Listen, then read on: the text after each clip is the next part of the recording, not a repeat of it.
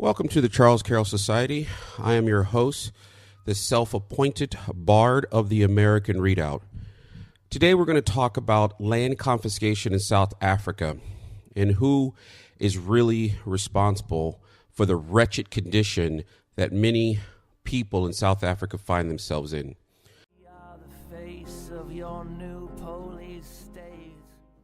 If you're new to the channel, we cover politics, both local in the American Readout. One of the reasons that I cover South Africa for people who are kind of new to the channel is because I believe that South Africa could be what America will face eventually. One of the core reasons that socialism always fails. Malema, the leader of the Economic Freedom Foundation, tries to point to China as an example of a successful socialist state. But anyone who studies it more than 5 minutes realize that, yes, it's an autocratic ruled state, but China was nothing until they actually implemented what they call market liberalization, essentially implementing capitalism. The core wrong of socialism is that it does not accept anything above what the mob of the people, as they call it, want. If you hear Malema talk, he says, hey, we are following the South African Constitution. We're following the law. You can't follow the law to do something that's morally wrong. Socialism denies that there's something above the will of the people that is morally wrong. What would happen if America, the majority of whites who lived in America, voted slavery back in? Would that be morally right? Hey, they could actually follow the Constitution, repeal the constitutional amendment that outlawed slavery, and then vote in and say we want to re-implement slavery. And we would have every right in America to pick up arms and start killing people left and right. Why? Because slavery's morally wrong, even if the people changed the Constitution legally and voted it in. This is a concept of Western civilization. Christians understand this, that there is morality and rights that are above the state to take, or a group of people to take, even the majority to take. For this video, we're focusing on the fact that Christians understand that private property is a moral institution with moral rights attached to it. As I tried to study the conditions of the many of the South African majority, remember, 30% of farms are owned by blacks. The majority of the land in South Africa is owned actually by the state already. I will say that again. 30% of farmlands are owned by blacks. And the majority of the land in South Africa is owned by the state. So one of the things that Christian thought on private property would say is, if you want to rectify the wretchedness of the people, you need to do so in the least intrusive manner. However, the question one can reasonably ask is this wretchedness caused by these white farmers owning 70% of the privately owned land? Remember, the state of the South African state owns the majority of the land in the country already. The past prime minister got into bed with a couple of three brothers from India, and known as the Guptas, Guptas. These three brothers and the past prime minister of South Africa essentially looted the country, looted South Africa. So is the wretchedness that the South African people now suffer, is it because of the white farmers or the absolute corruption of Zuma and others like him at the ANC?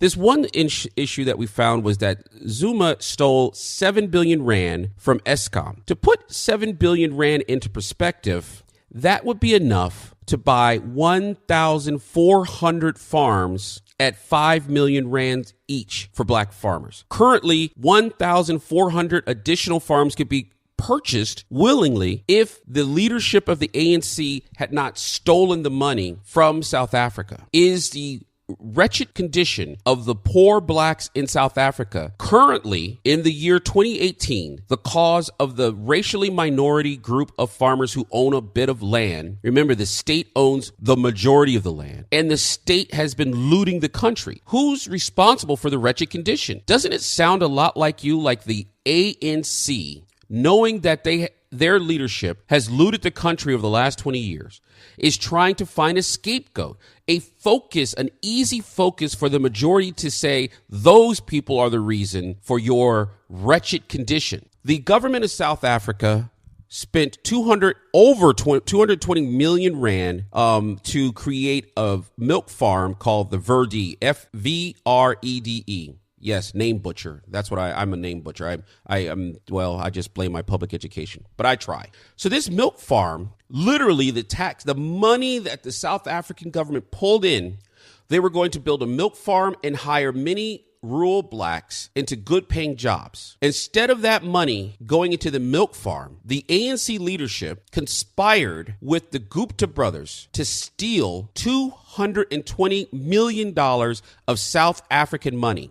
That was enough to buy an additional 44 farms at 5 million rand each for black farmers. It is estimated that that the ANC leadership, Zuma, and these Indian Gupta brothers stole from South Africa's taxpayers around 50 billion rand in the last 3 years alone. Not total, just in the last 3 years. 50 billion rand could have purchased 10,000 farms for black farmers at 5 million rand each. Why, if you're going to say you're wretched, and I believe reason people could say that there are many poor black people in South Africa who may live in a wretched condition, we'll accept that. But is stealing a few thousand farms from white farmers the cause of your wretchedness in 2018? While you're letting your leaders in the ANC loot the country where you could be, they have stolen so much land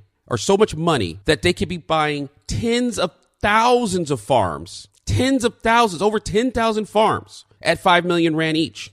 It's interesting to watch the Guptas, as I did my study of the Guptas, these Indian brothers. These Indian brothers had a wedding that lasted for a week and cost hundreds of millions of dollars, paid for by South African taxpayers. They chartered a major airline, the whole jet, and flew in entire staffs of Indian, because you know what? Africans can't cook. To have Indian food, one of the chefs was provided his own servants. All of this money was seized, stolen from the South African taxpayers, both black and white.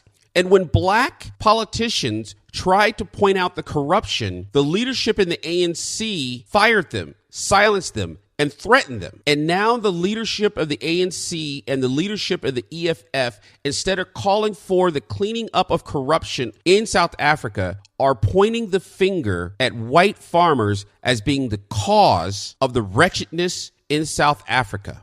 Why are the people of South Africa, why is it Malema of EFF? Why aren't the protesters focusing on the corrupt leadership of the ANC with the same energy and vigor they focus on a minority group that owns some of the farmland? In relieving the wretchedness of the people, you have to look at the least intrusive way to do it, or you are committing an injustice, and an injustice can be morally fought against using all means at your disposal. I would encourage the people of South Africa, both black and white, to focus on the corruption that has cost you tens of thousands of farms, which could have been simply purchased. You could have taken that money, billions and billions of rand, and basically the state owns most of the land in South Africa. You could just walk through the state's own land and start carving up the state-owned land in 5-acre farms for the people and using the money of the state